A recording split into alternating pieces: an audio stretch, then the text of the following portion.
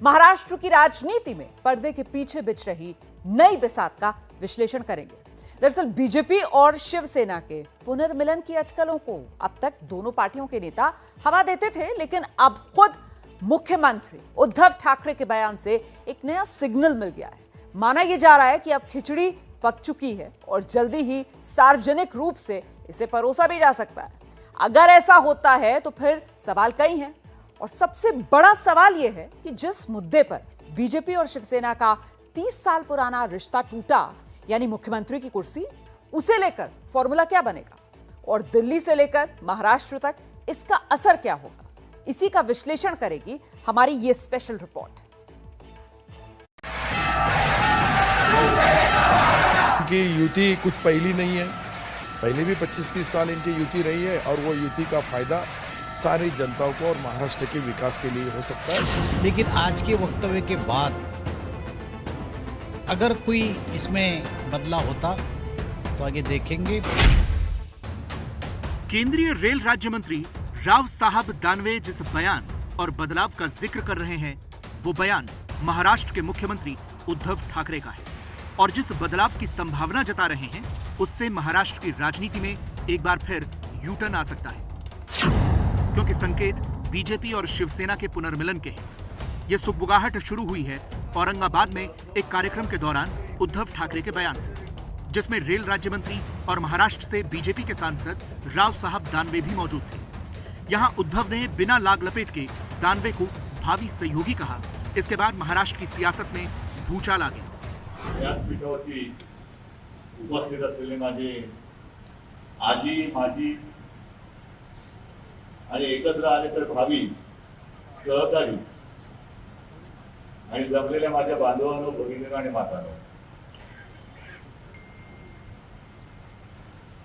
आजचं हे व्यासपीठ आणि हा कार्यक्रम मला स्वतःला एक समाधान आहे की रावसाहेब, तुम्ही, आम्ही सगळेच जण राजकारण बाजूला ठेवून जनतेच्या हिताच्या गोष्टी करतो आणि मला असं वाटतं की जनतेला सुद्धा तेच अपेक्षित आहे। उद्धव ने राव साहब दानवे को भावी सहयोगी कहा तो दानवे ने उनके बयान का पूरा मतलब समझाया और दोनों पार्टी के गहरे रिश्तों का इतिहास सुनाया। उद्धव जी ने भाषण में आपने बोला कि आगे अगर हो सके तो हम हमारे होने वाले मित्र, ये उल्लेख उन्होंने किया।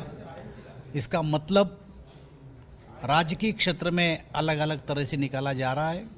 मुझे ऐसा लगता है कि भारतीय जनता पार्टी, शिवसेना, ये युति बाला साहब ठाकरे और प्रमोद महाजन ने की थी।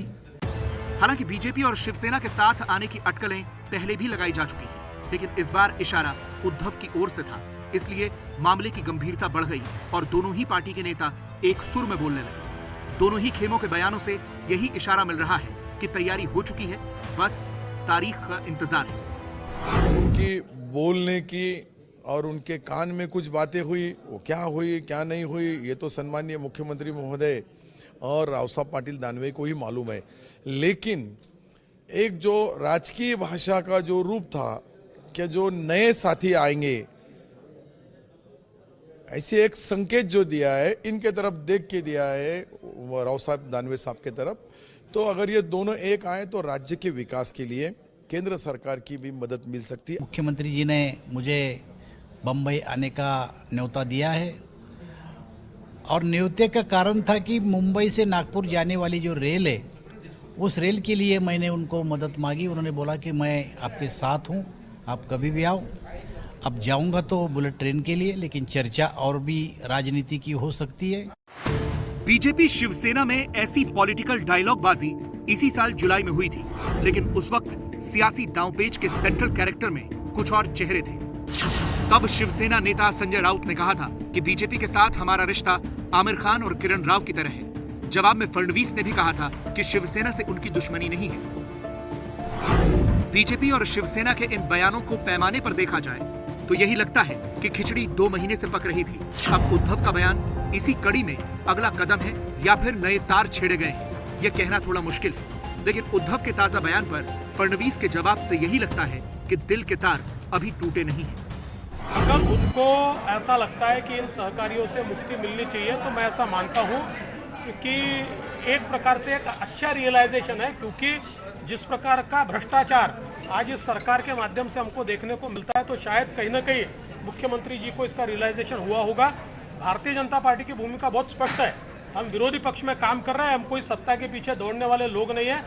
महाराष्ट्र की सियासत में 180 डिग्री टर्न आने की संभावना इसलिए भी बढ़ गई है क्योंकि शिवसेना और बीजेपी के कोई इक्का दुक्का नेता ही बयान नहीं दे रहे हैं, बल्कि दोनों ही पार्टियों के सभी नेता एक ही पेज पर नजर आ रहे हैं। अभी 2 दिनों पहले ही महाराष्ट्र बीजेपी के प्रमुख चंद्रकांत पाटिल ने यह बयान दिया कि मुझे पूर्व मंत्री ना कहा जाए, 1-2 दिन में चीजें बदल सकती हैं। यानी कि महाराष्ट्र की सियासत में काफी उथल पुथल हो रही है, लेकिन फिलहाल पर्दा उठना अभी बाकी है।